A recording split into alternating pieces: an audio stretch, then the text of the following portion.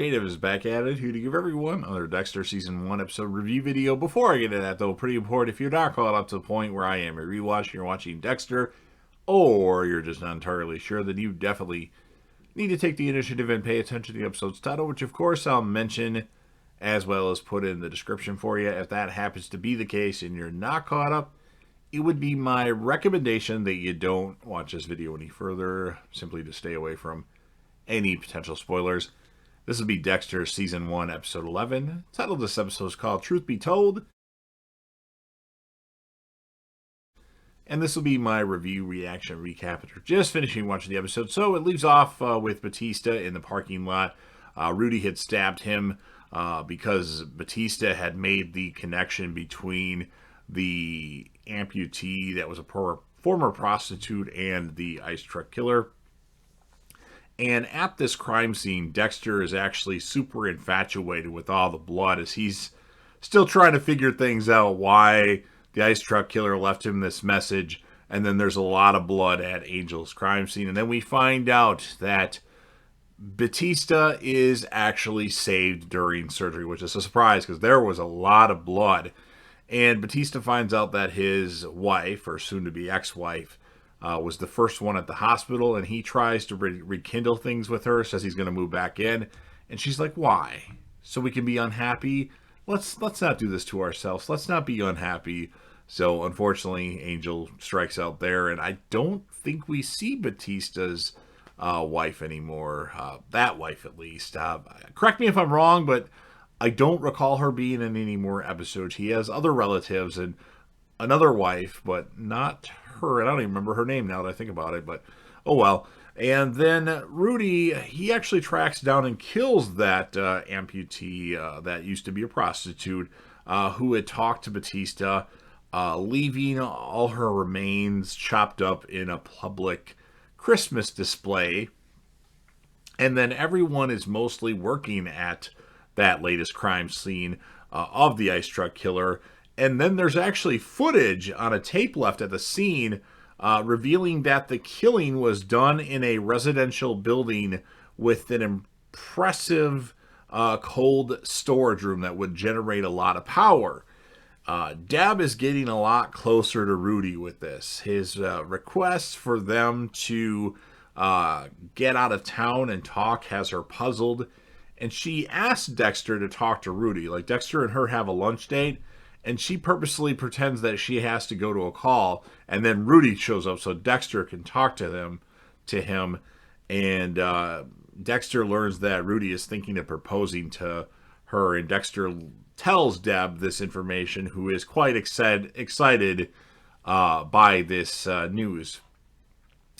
And then Dexter is still trying to figure things out about his past, so he goes to Camilla, who is the record keeper, and she won't give him any information. But while researching newspaper articles from when he was a boy, he comes across the date October 3rd or 103, the number that was laced throughout that crime scene and the number at the hotel room number. And he actually figures out the truth.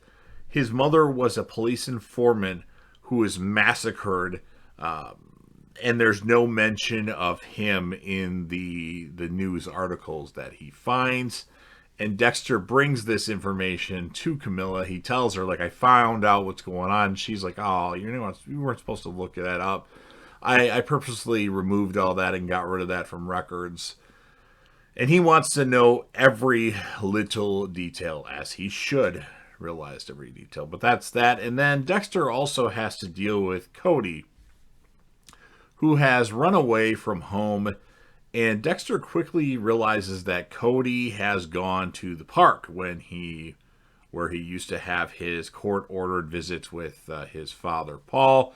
And Dexter tells Rita to expose Cody and Aster to their biological father, to let them see the kind of person he really is. And Rita doesn't tell them the bad things really about Paul. I think Aster knows, but Paul's got on her good graces again. Like, she's the one, I think, that called the police when he was beating Rita when they were married. but like they don't know everything. They just know of that particular incident, if I recall.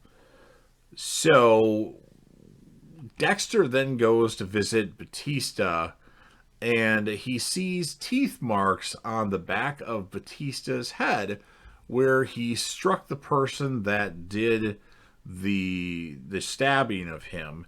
And then Batista mentions that he must have hit his attacker on the lip. And this really like has bells ring in Dexter's head as during his conversation with Rudy, when Deb kind of took off, Rudy had a split lip and lied about it to Dexter. So Dexter is quick to investigate at Rudy's apartment and picks up a blood sample from Rudy's trash.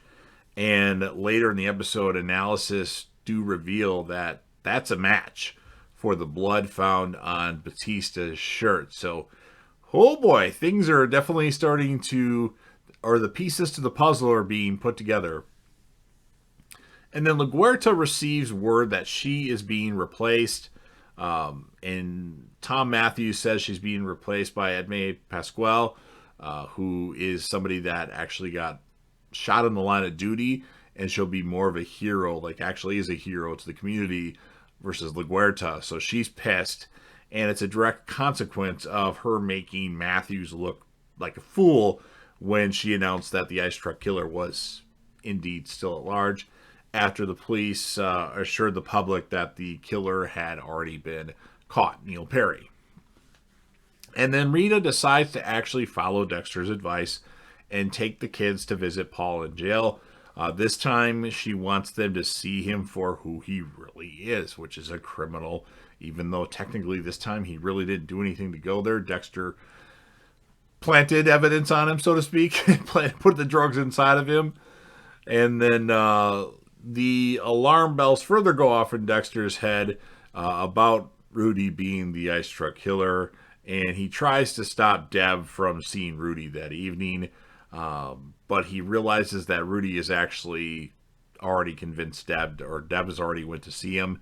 And what Deb says that it took her, she only had an hour, and it took her a half an hour to get there because of traffic, and that she needs to leave as soon as possible. So Rudy all of a sudden gets down on one knee, and she's like, "Whoa, dude!" He's like, "Hey, you rushed me, so what do I got to do?" And so he proposes on the yacht that he had her go to, and she's like, "Yeah, maybe." And she's like, "Well, let's take it slow, but yeah." And then Rudy's like, "Okay, I have one more request from you. You have to drink a glass of champagne," or was it wine or champagne? One of the two. I don't remember what it was, but have a drink with her. And so she does, and he has one of those Luscious wrappers, eats one of those, and then puts his arms and puts her kind of in a choke and says, "I'm the ice truck killer," essentially, and has Deb pass out, and then he actually duct tapes her and makes it so she can't really move.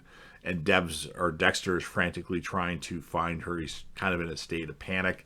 And the episode ends with Rudy with a grin on his face. So I liked the end of the episode, but everything else was kind of like, okay, let's get to the point here. I feel like they could have got to the point a little bit quicker. But still, a great episode of Dexter. I don't think it was as good as the last one. I know it gets a higher rating than the last one. I really liked the last episode of Dexter. I thought it was great. And even Dokes, he was nice to Deborah. Or why am I calling her? I always call her Deb, not Deborah. There was a point where she wanted to talk to Rudy, and he's like, "Go ahead, take the call." That was kind of nice of him. He said, "How did you know I was talking to Rudy?" "Oh, you got that look on your face." So I'm going to give the episode a 9.0 out of 10. And the character of the episode, because she made the comment of, well, he wouldn't bring a prostitute to just a warehouse building. He would bring them to his own home, and it's got to be somebody's refrigeration unit at their own place, residential place. So I'm going to give it to Deb.